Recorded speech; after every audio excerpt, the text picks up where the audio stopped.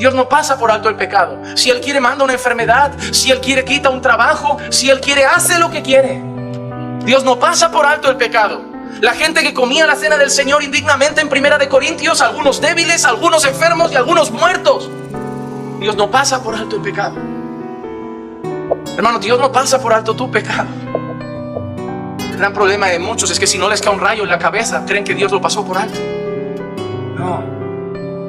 No, Dios no lo pasa por alto. A Dios no se le escapó, Dios no parpadeó y dejó de verlo. ¿Cuál es la condición de aquellos que están en pecado?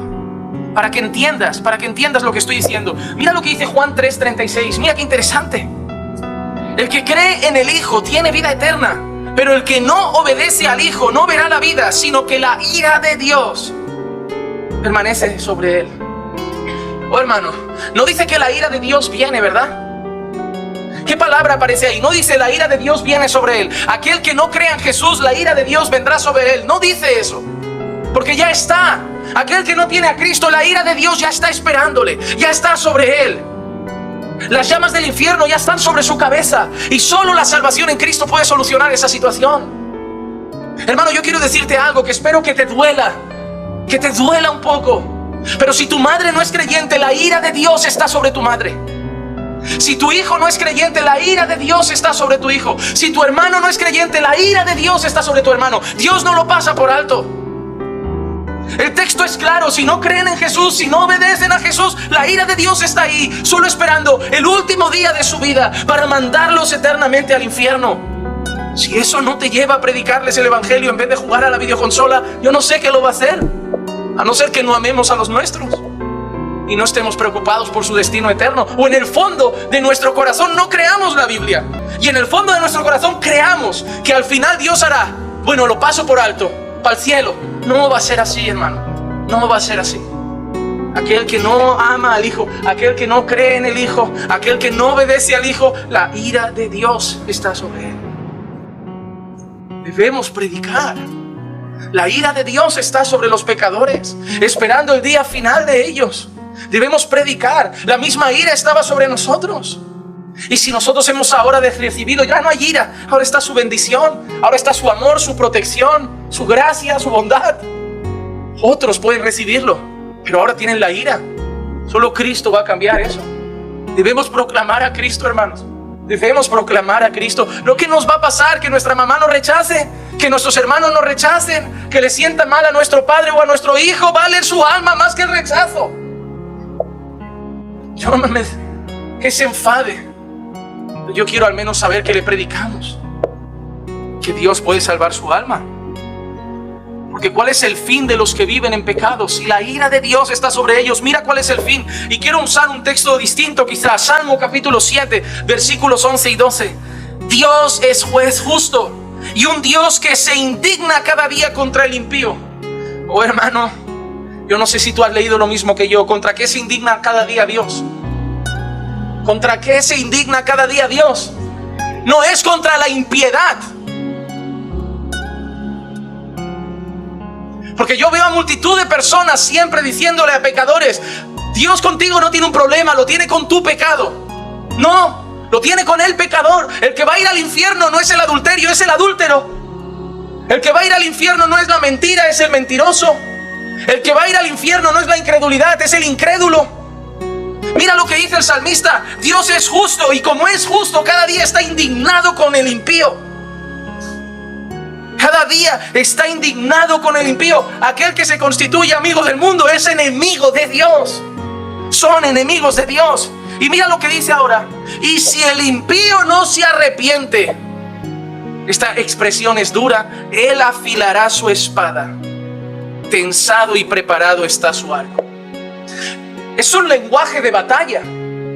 Los soldados, antes de ir a la guerra a matar enemigos, para que pudieran matar con más facilidad, tenían que afilar la espada. Si llevaban una espada sin un filo bien trabajado, podían fallar a la hora de matar a los adversarios. ¿Y qué hacían todos los soldados? O lo llevaban al herrero para que trabajara el hierro, o ellos mismos, el día antes de la batalla, lijando la espada para que solo rozar la piel del enemigo la atravesara y no dejara ninguno vivo. Los arqueros, trabajando su arco, para que cuando apuntaran supieran que la flecha atravesaría el corazón. Eso es lo que dice que está haciendo Dios. Dios está en su trono, afilando la espada. Porque el día que el impío llegue ante Él, si no se ha arrepentido, Dios lo va a condenar por siempre. Hermano, siempre usamos esta expresión: Dios va delante de nosotros como poderoso guerrero. Sí, pero su espada también está afilada para derrotar a sus enemigos, a los impíos. Dios es guerrero para protegernos, pero también es guerrero para matar. Hermano, el pecado es serio. El pecado es serio. Yo no quiero pecar contra Dios. Yo no quiero tomarme el pecado a broma. Yo no quiero ser como esos creyentes que se excusan detrás de esa frase: todos pecamos. ¿Y qué? Me siento como mi padre casi cuando me decía: ¿qué pasa, Juan Manuel? Si todos suspenden, tú suspendes. Entonces si todos se tiran de un puente, tú también te tiras. Y yo lo pienso así. No sé si vuestros padres usaban esas frases. Cada vez que yo le decía: todos han suspendido, ¿y qué? Y si todos se tiran por un barranco, tú también. Mi padre siempre me decía: mi hijo es uno, no el resto. A mí no me importa si la gente se droga, bebe, sale de noche. Yo voy a cuidar que tú no lo hagas. Cada uno es responsable de los suyos. A mi padre no le valía la excusa: todos suspendieron, el examen era difícil, no aprobó nadie. No me importa, tú tenías que aprobar. Así me siento yo cuando yo pienso en decir: Señor, en el fondo cambian los nombres, pero todos pecamos. Es como que Dios me apuntara con el dedo y me dijera: ¿y qué me importa lo que hagan el resto? Tú no puedes pecar. Pero Señor, es que tú vives como si pudieras no pecar. Porque ese debe ser tu deseo: ser como Jesús, ser perfecto como tu Padre es perfecto, ser santo como tu Padre es santo. Odia el pecado de tal manera que cada vez haya menos en ti hasta que llegues irreprensible delante de mi presencia. Pero si no odiamos el pecado, no vamos a pecar cada vez menos. Si nos lo tomamos a la ligera. Hermano, Dios no pasa por alto el pecado. La ira de Dios está por la cabeza de los impíos y su espada está afilada para que si el impío no se arrepiente, acabe condenado por toda la eternidad. Ahora quiero que veamos otras cosas importantes sobre el pecado. Y es que el pecado no es solo un acto externo. El pecado no es solo un acto externo. Porque siempre, muchas veces, reducimos el pecado a cosas que hacemos por fuera. Ver un vídeo, tocar lo que no tenía, robar lo que no era mío, codiciar algo de los ojos, algo de las manos, algo de los pies. Pero el pecado no es solo un acto externo. Mira lo que dice Mateo, capítulo 7, versículos 17 al 19.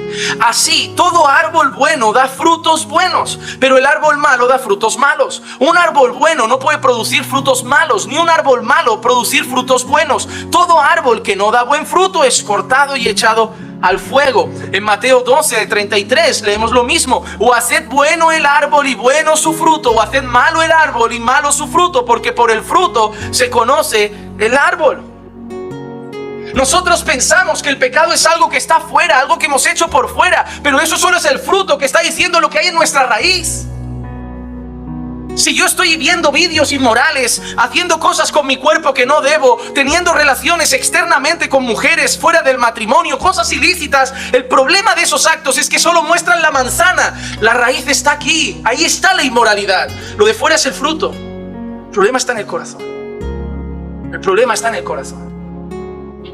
Una de las cosas más importantes que en la asignatura que trabajaré en el instituto, a mí me toca dar la asignatura de consejería bíblica. Una de las cosas más importantes que aprenderemos, y que yo creo que la mayor chapuza que hacemos en la iglesia en cuanto a consejería, es que cuando llegan con un problema queremos arreglar los síntomas, pero no curamos la enfermedad. No, arregla eso. Arreglamos lo de fuera, lo exterior. Haz esto para no ver más vídeos, tira el móvil, haz esto, aléjate. Ok, estás metiendo a un lobo en una jaula.